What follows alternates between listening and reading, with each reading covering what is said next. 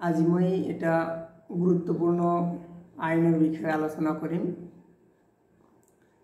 যিটো আইন অলপ কেইমাহমান আগতে আমাৰ আসাম গভৰ্ণমেণ্টে বনালে আমাৰ ইছলাম ধৰ্মাৱলম্বী লোকসকলৰ বিবাহ আৰু বিবাহ বিচ্ছেদ পঞ্জীয়নকৰণৰ ক্ষেত্ৰত। এই আইনটোৰ নাম হ'ল the Assam compulsory registration of Muslim marriage and divorce act 2024। আৰু এই আইনখন বনোৱাৰ কেইটামান গুৰুত্বপূৰ্ণ কাৰণ কৈছে আমাৰ গভৰ্ণমেণ্টে। তাৰে প্ৰথমটো হ'ল বাল্য বিবাহ সম্পূৰ্ণৰূপে বন্ধকৰণ। এতিয়া আৰু এই আইনখন বলবৎ হোৱাৰ পিছৰ পৰা বাল্য বিবাহ আৰু হ'ব নোৱাৰিব। 2 নম্বৰটো হ'ল যে the Assam Muslim marriages and divorces registration act 1935, মানে আমাৰ ব্ৰিটিছ সময়ৰ পৰা ব্ৰিটিছ শাসনকালৰ সময়ৰ পৰা এখন আইন অলৰেডি আছিল, যিখন আইনত বহুত ভুল ত্ৰুটি আছিল। যেনেকুৱা বাল্য বিবাহক এলাউ কৰিছিল সেই আইনখনৰ ছেকশ্যন 8 ছেকশ্যন ধাৰা 8 মতে বাল্য বিবাহ কৰিব পাৰিছিল। সেই আইনখনক প্ৰতিস্থাপন কৰা, সেই আইনখন বাদ দি নতুন আইনৰ মতে বিয়া হোৱা বা কৰোৱা। আৰু এটা হ'ল বহু বিবাহ বন্ধকৰণ। এতিয়াৰ পৰা এজন মানুহে 2-3টাকৈ বা 4টাকৈ বিয়া কৰাব নোৱাৰিব আমাৰ অসমত। আৰু এটা গুৰুত্বপূৰ্ণ কাৰণ কৈছে যে ল'ৰা বা ছোৱালীৰ মতামত নিশ্চিতকৰণ। আগত এনেকুৱা আছিল যে কাজিয়ে যিহেতু বিয়াখন সম্পূৰ্ণ কৰাইছিল বা ৰেজিষ্ট্ৰেশ্যন কৰাইছিল কাজিয়ে বা পঞ্জীয়ন কৰিব লগা হৈছিল কাজিৰ ওচৰত, তেতিয়া যদিও এজন ল'ৰা বা ছোৱালীয়ে মতামত সম্পূৰ্ণৰূপে দিয়া নাছিল, কিন্তু সেইটো সম্পূৰ্ণৰূপে দিয়া বুলি ধৰি লোৱা হৈছিল। কাৰণ কেনেকৈ এইটো তাত কবুল ক'ব লাগিছিল, সেইটো জোৰ কৰি কোৱাইছিল। এতিয়া আৰু তেনেকুৱা কৰিব নোৱাৰিব, কাৰণ এতিয়া অফিচত গৈ হ'লে, চাব ৰেজিষ্টাৰ অফিচত গৈ হ'লে সেই বিয়াখন সম্পূৰ্ণ হ'ব। অ'কে, এতিয়া আমি আইনখনৰ 26 মানে 26খন ধাৰা আছে, গোটেইকেইটা ভালকৈ মই কোৱাৰ চেষ্টা কৰিম আৰু বুজাবৰ চেষ্টা কৰিম, আৰু আপোনালোকে শুনিবৰ চেষ্টা কৰিব আৰু বুজিবৰ চেষ্টা কৰিব। অ'কে, 1 নম্বৰটো হ'ল section number 1, short title, extent and কমেন্সমেণ্ট।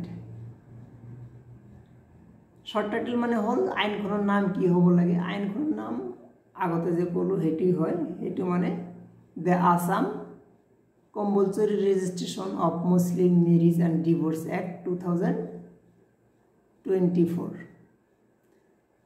Extent কিমানলৈকে প্ৰচাৰিত হ'ব বা বলবৎ হ'ব আইনখন, গোটেই অসমত বলবৎ হ'ব আইনখন।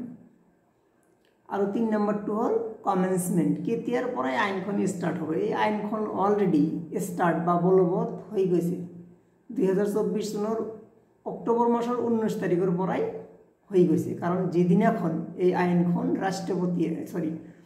গভৰ্ণৰে মানে ৰাজ্যপালে এছেণ্ট কৰিছে, সন্মতি দিছে, ছিগনেচাৰ কৰিছে, সেইদিনাৰ পৰাই আইনখন বলবৎ হৈ গৈছে। ছেকশ্যন 2, ছেকশ্যন 2ত আছে ডেফিনিশ্যন, মানে ল'ৰা মানে কি, ছোৱালী মানে কি, গাৰ্জেন মানে কি, অফিচাৰ মানে কি, অফিচ মানে কি, সেইবিলাক আমি সকলোৱে জানোৱেই। মোষ্ট ইম্পৰ্টেণ্ট ছেকশ্যন হ'ল ছেকশ্যন 3। ছেকশ্যন 3ৰ বহুতকেইটা ছাব ছেকশ্যন আছে, বহুতকেইটা পইণ্ট আছে। আমি গোটেইকেইটাই ভালকৈ কৈ যাম। প্ৰথমটো হ'ল যে ceremony of marriage has been performed and living together as couple and couple or husband wife. তার মানে এই আইনখনৰ দ্বারা প্রথমটো হল যে মেরিজ দুই প্রকারে হব। এটা হব সলমানাইজড মেরিজ। সলমানাইজড মেরিজ মানে হল আগত সামাজিক বিয়া হব, হওয়ার পিছত তাৰপিছত অফিসত গৈ পেলে বিয়াখন ৰেজিষ্টাৰ কৰিব লাগিব নাইবা পঞ্জীয়ন কৰিব লাগিব। আৰু এটা হল ইন্টেন্ডেড মেৰিজ, এইটো আগতে অফিসত গৈ পেলে ৰেজিষ্টাৰ কৰিব লাগিব বা পঞ্জীয়ন কৰিব লাগিব, তাৰ পিছতহে সামাজিক বিয়া হ'ব। আৰু এই দুই প্ৰকাৰেৰ আমাৰ বিয়াখন ইন্টেন্ডেড হোক নাইবা সলমানাইজড মেৰিজ হোক, যেটোৱে হোক অফিসত গৈ পেলে কৰিব লাগিব। তাৰ 2 নম্বৰ পয়েন্ট হল যে কোনো এজন যত বিয়াখন হব গৈ আছে, বিয়াখন যত রেজিস্টার কৰাব গৈ আছো আমি, সেই অফিসেৰ আন্ডাৰত ল'ৰা বা ছোৱালী দুজনেৰে এজনে মিনিমাম 30 দিন আগৰ পৰা তাত থকা হোৱা লাগিব। কেনেকৈ সাপোজ মই ধৌৰীৰ মানুহ, মই গুৱাহাটীত বিয়াখন কৰাব বিচাৰিছোঁ বা বিয়াখন ৰেজিষ্টাৰ কৰিব বিচাৰিছোঁ, সেই অফিসেৰ আন্ডাৰত লোকেল জুৰিছডিকশ্যনত মিনিমাম 30 দিন আগৰ পৰা তাত থকা হ'ব লাগিব। কেনেকৈ যেনেকৈ মই তাৰ ভাড়া থাকোঁ, এগ্ৰিমেণ্ট থাকিব লাগিব, নাইবা তাত কোনো বা অফিসত মই জব কৰোঁ সেইটো মানে প্ৰুফ থাকিব লাগিব এনেকৈ। 3 নম্বৰ পয়েন্টটো হল সকলোতকৈ ইম্পৰ্টেণ্ট যে ছোৱালীৰ ক্ষেত্ৰত বয়স 18 বছৰ হ'ব লাগিব আৰু ল'ৰাৰ ক্ষেত্ৰত বয়স 21 বছৰ হ'ব লাগিব। এতিয়া কথাটো হল আমাক হবনে, মানে বহুত বেছিকৈ মানুহে ফোন কৰি থাকে যে মোৰ ছোৱালীৰ 3 মাহ বয়স কম আছে বা 4 মাহ বয়স কম আছে, এতিয়া আমি এগ্ৰিমেণ্ট কৰি ৰাখিব পাৰিম নে নাই, এনেকৈ ল'ৰাৰ ফালৰ পৰাও ফোন আহে। আমি আজিৰ ভিডিঅ'ৰ দ্বাৰা একেবাৰে ক্লিয়াৰ কৰি দিব বিচাৰিছোঁ যে সেইটো এতিয়া আৰু অসম্ভৱ এই আইনখন বলবৎ হোৱাৰ পিছৰ পৰা। কাৰণ আমি অলপ আগতে কৈছোঁ যে আমাৰ ব্ৰিটিছ কালৰে পৰা মানে 1935 চনৰ পৰা এখন আইন আছিল। সেই আইনৰ সেকশন 8ত লিখা আছিল যে যদি কোনো ল'ৰা বা ছোৱালী মাইনৰ হয় তেতিয়া সেই ল'ৰা বা ছোৱালীৰ গাৰ্জেনে এগ্ৰিমেণ্ট কৰিব পাৰিছিল যে মোৰ ল'ৰা বা ছোৱালীয়ে প্ৰাপ্তবয়স্ক হ'লে মই আপোনাৰ ল'ৰা বা আপোনাৰ ছোৱালীৰ লগত বিয়া পাতিম বা বিয়া দিম। সেইকাৰণে আগতে এগ্ৰিমেণ্ট হৈছিল। এতিয়া এগ্ৰিমেণ্ট টোটালি বন্ধ। যদি কোনোবা উকিল বা কোনোবা লয়াৰে আপোনাক কয় এনেকৈ, এইটো মিছা কথা হ'ব। ওকে, তাৰপিছত free consent of the both the parties, দুইটা ল'ৰা আৰু ছোৱালীৰ মতামত ফ্ৰী হ'ব লাগিব। ফ্ৰী মানে একেবাৰে স্বচ্ছ হ'ব লাগিব, কোনো জোৰ জবস্তি নাখাটিব ইয়াত। তাৰ পিছেৰ পয়েন্টটো হল যে দুইজন মানুহেই বোধগম্য হ'ব লাগিব, তাৰমানে ভাল মন্দ বোঝা হ'ব লাগিব। পগলা বা নুবুজা মানুহ হ'ব নোৱাৰিব বা ইয়াত এন্ট্ৰি কৰিব নোৱাৰিব। তাৰ পিছৰ পয়েন্টটো হল যে এই ল'ৰা বা ছোৱালীজন প্ৰহিবিটেড ডিগ্ৰীৰ মাজত পৰিব নালাগিব। তাৰ মানে আমাৰ ইছলাম শৰীয়ত বা ইছলাম ল মতে, মুছলিম ল মতে যিবিলাক মানুহৰ লগত এজন ছোৱালীয়ে বিয়া বহাত নিষেধ আছে সেইটো মানি চলিব লাগিব। যেনেকুৱা 14 জন মানুহৰ লগত বিয়া নিষেধ আছে, নিজৰ দেউতাকৰ লগত, নিজৰ আংকেলৰ লগত, নিজৰ মামাৰ লগত, নিজৰ নানাৰ লগত, নিজৰ দাদাৰ লগত, নিজৰ ভাইৰ লগত, এনেকুৱা ল'ৰাৰ ক্ষেত্ৰতো সেই মানুহবিলাকৰ লগত, সেই ছোৱালীবিলাকৰ লগত বিয়া পতা নিষেধ আছে।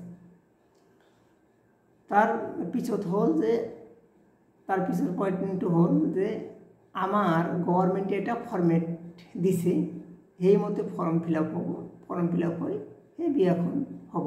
আর ডকুমেন্ট প্রথমে আইডেন্টি প্ৰুফ লাগিব আইডেন্টি প্ৰুফ হিচাপে ক'লে আমি কি ক'ম ভোটাৰ কাৰ্ড আধাৰ কাৰ্ড এইবিলাক তাৰপিছত এজ প্ৰুফ লাগিব বিয়াখন হ'ব লাগিলে বা ৰেজিষ্টাৰ কৰিব হ'লে এজ প্ৰুফ হিচাপে বাৰ্থ সাৰ্টিফিকেট দিব লাগিব নহ'লে স্কুল সাৰ্টিফিকেট দিব লাগিব নহ'লে পান কাৰ্ড এটা মিনিমাম দিবই লাগিব তাৰপিছত এড্ৰেছ প্ৰুফ হিচাপে ভোটাৰ কাৰ্ড দিব লাগিব নহ'লে আধাৰ কাৰ্ড দিব লাগিব নাই বেলেগ কিবা ৰেচন কাৰ্ডো হ'ব পাৰে পঞ্চায়ত সাৰ্টিফিকেটো হ'ব পাৰে এইবিলাকৰ যিকোনো এটা হ'ব পাৰে এতিয়া আমি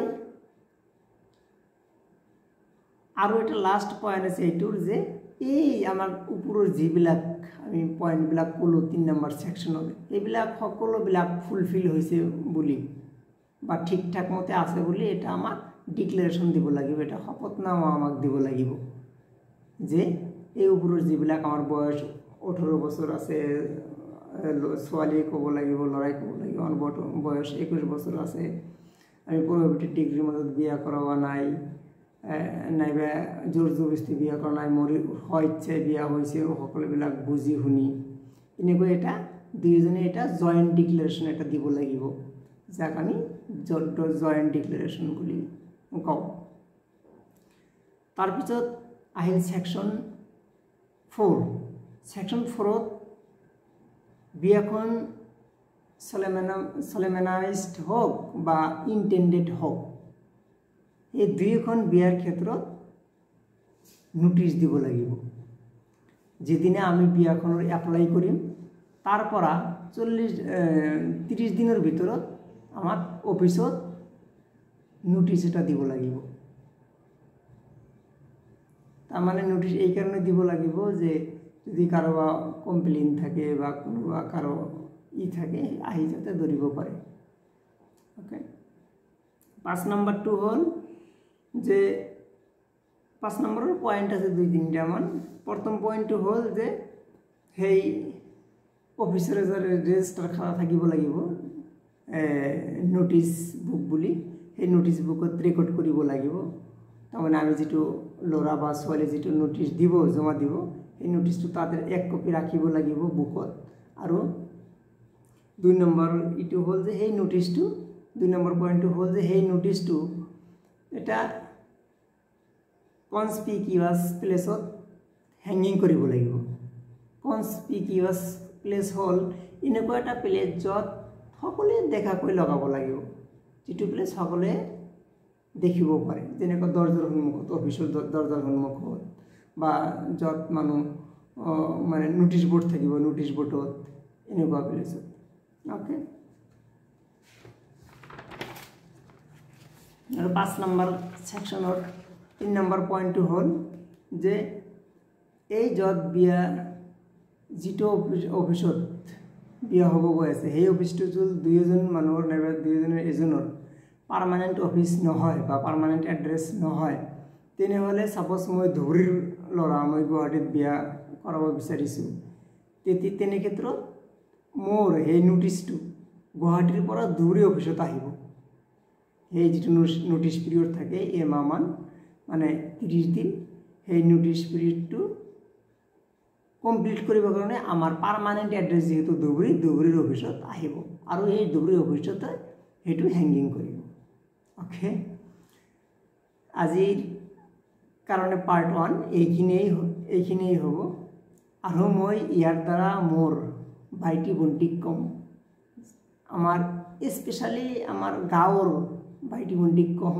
যে এই মোৰ ভিডিওটো চোৱাৰ পিছত তোমালোকে এনেকা ভুল নকৰিবা যাতে মাক দেউতাকৰ মানে